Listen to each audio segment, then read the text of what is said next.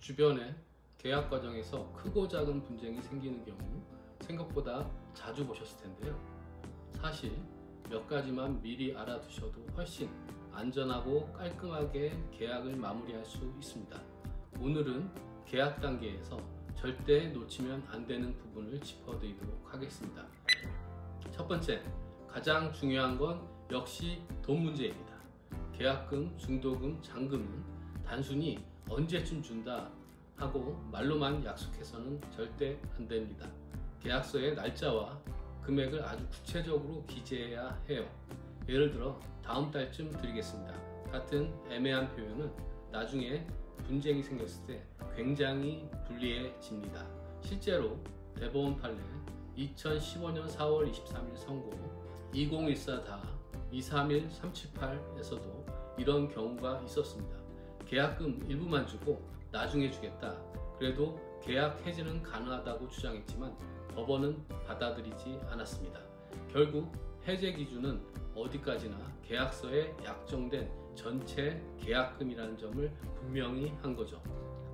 따라서 계약서에는 단순히 금액만 적는 게 아니라 언제 어떻게 지급할지까지 명확하게 기재하는 습관이 반드시 필요합니다.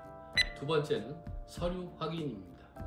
많은 분들이 계약할 때 등기부 등본만 확인하면 끝이라고 생각하시는데요. 그게 다가 아닙니다. 우리나라 등기제도는 공시력은 인정되지만 공신력은 없습니다. 즉 등기부에 적힌 내용을 그대로 믿고 거래했는데 나중에 사실과 다르면 매수인이 법적으로 완전히 보호받지는 못할 수 있다는 뜻이죠. 그래서 계약할 때는 반드시 매도인과 소유자가 일치하는지 확인해야 합니다.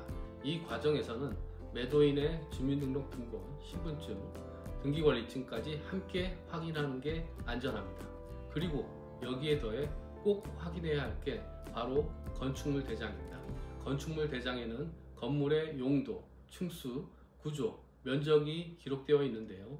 등기부와 불일치하는 경우가 의외로 많습니다. 예를 들어 등기부에는 주택인데 건축물 대장에는 근린생활시설로 되어 있으면 대출이나 세금에서 문제가 발생합니다.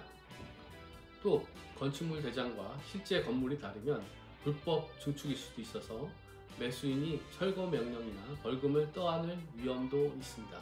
안전하게 거래하려면 등기부 등본과 건축물 대장은 반드시 세트로 확인하셔야 합니다. 세 번째는 특약과 하자 담보 책임입니다. 특약은 계약서 본문 못지않게 경우에 따라서는 더 중요할 수 있습니다. 예를 들어 세입자는 잔금일 전까지 반드시 퇴거한다. 잔존물은 매도인이 철거한다. 위약 시 계약금 배액을 반환한다. 같은 내용들은 꼭 특약으로 적어둬야 합니다. 이런 특약은 몇 줄만 넣어도 반드시 큰 분쟁을 막아줍니다.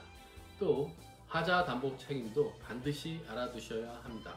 집을 사고 나서 하자가 발견되면 매수인은 6개월 이내에 청구할 수 있고 특히 매도인이 알고도 숨긴 하자는 어떤 특약으로도 책임을 회피할 수 없습니다. 그래서 고지하지 않은 중대한 하자가 발견되면 매도인이 수리 또는 배상한다 라는 문구를 꼭 넣어주시는 게 안전합니다. 마지막으로 공인중개사에 대해 말씀드리겠습니다. 요즘 직거래가 더 낫다고 하시는 분들도 있지만 꼭 그렇지만은 않습니다. 공인중개사는 단순히 계약서만 써주는 사람이 아니라 계약서, 작성, 권리합의, 실거래 신고까지 해주는 기본 안전장치 역할을 합니다.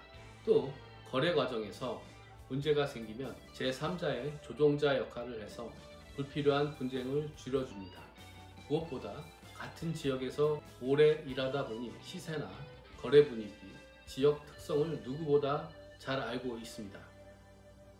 오늘 말씀드린 내용을 정리하겠습니다. 첫째, 계약금, 중도금, 잔금 조건은 반드시 구체적으로. 둘째, 등기부 등본과 건축물 대장은 세트로 확인. 셋째, 특약과 하자 담보 책임은 꼼꼼하게 챙기기. 그리고 무엇보다 공인중개사를 협력자로 잘 활용하시면 훨씬 안전하게 거래하실 수 있습니다. 오늘 영상이 도움이 되셨기를 바랍니다. 감사합니다.